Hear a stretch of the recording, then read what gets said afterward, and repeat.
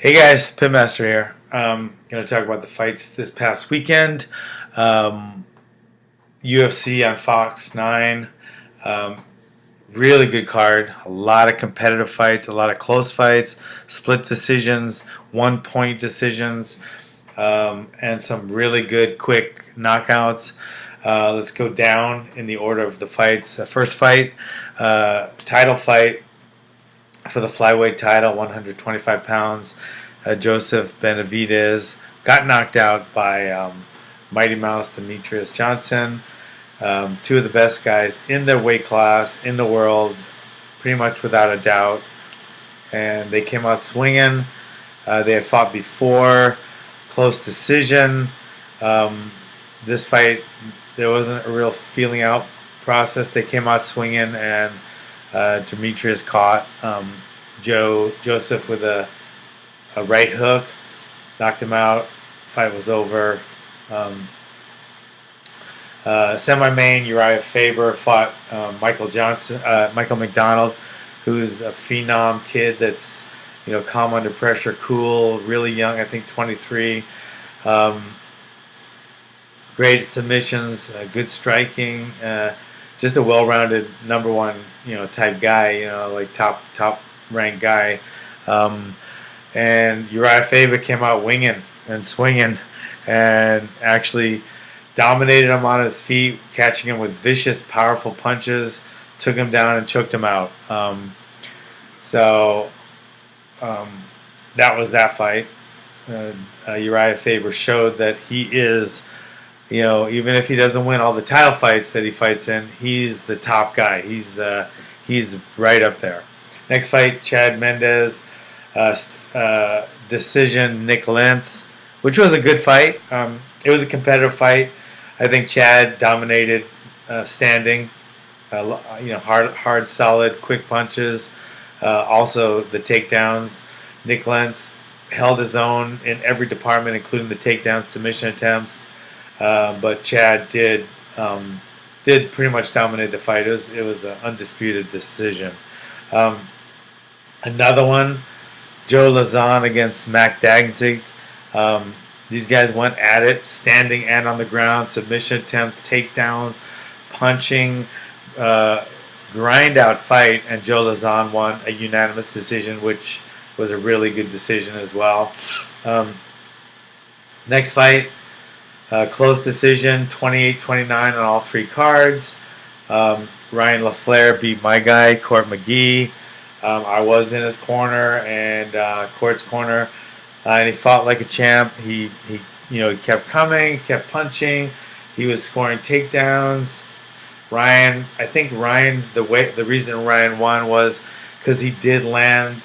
They landed close to the same amount of punches, but I think Ryan hit him a little bit harder. Takedowns were pretty much even. I think everything being even, I think Ryan landed the harder shots. And Court is not going to quit. He's a freaking warrior. He was cut and he kept coming. He won the last round. I mean, when you say keep coming, I mean he was winning. He was losing the fight, got cut. He was bleeding. He received the harder punches, but in the third round he took. So that's how tough he is. And I think he always wins the third round no matter what. He's that tough and well conditioned. So it was a heartbreaker for me to see, but I guarantee you Court will be back. He has the heart of a champion, and he'll be back. Another fight, Edson Barbosa beat Danny Castillo in a real back and forth. It was the fight of the night. Court McGee's was number 2 on the list to be with Ryan LaFleur. Was going to be fight of the night. I wish it was. That's 60 grand or 65 grand.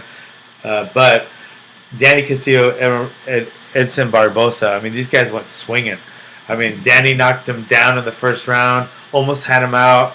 Edson came back. Then the second round, Edson almost knocked out Danny. I mean, the kicks, Edson Barbosa has kicks you wouldn't believe. Whip kicks to the head and the legs. Bobby Green and Pat Healy, another close war where it could have gone either way, but I think Bobby Green won by his strategy working a little better, where he would drop his hands, get Pat Healy to come in, and then counter him successfully. So I think that's how he won. Great takedowns, great punching, great everything.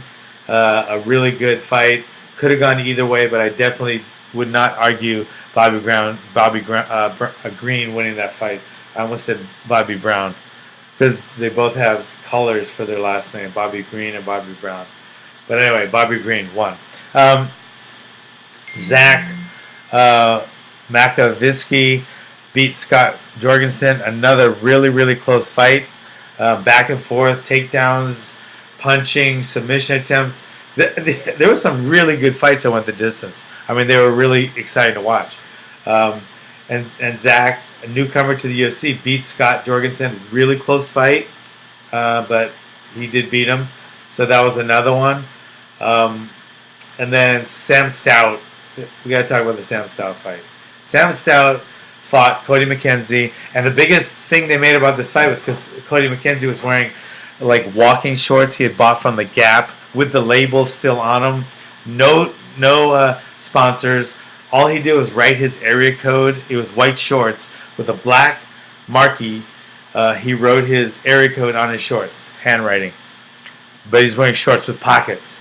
And I was thinking if he had like loose change, his car keys, I don't know, maybe he had his ticket stub in his pocket, but he fought on the UFC on Fox TV with walking shorts with pockets in them. You can laugh at that. A lot of people did. But frickin', I'll tell you who wasn't laughing. Sam Stout. Sam Stout won that fight, and he really did win. But it was close. And I'll tell you what, Cody McKenzie was 14-3 going into that fight. So he might not look like a fighter and might look a little different, but he can fight. He chokes people out left and right. He has a beautiful straight left, nice kicks, and he has the heart of a friggin' champ. He just, he does look like a fighter. People want to laugh at his shorts. Yeah, laugh at him in the cage. I bet you won't be laughing for long because you'll probably be unconscious by one of his vicious guillotines. Okay? Abel Trujillo was able to impose his will on Roger Bowling. Both of them are just brutal wrestler, punchers, really buff guys that just really physical. But Abe had the more physical performance that night, imposed his will, got better strikes, better takedowns. He controlled the fight and ended up stopping Roger in the second round. Vicious fight. Abel looked great. And then the first fight of the card, Darren Yuminama, Japanese guy, but he's from San Francisco. He actually used to be my Fairtex rep back in the day. I mean, years ago. He's the one that used to get me my Fairtex gear, the sponsorships and stuff.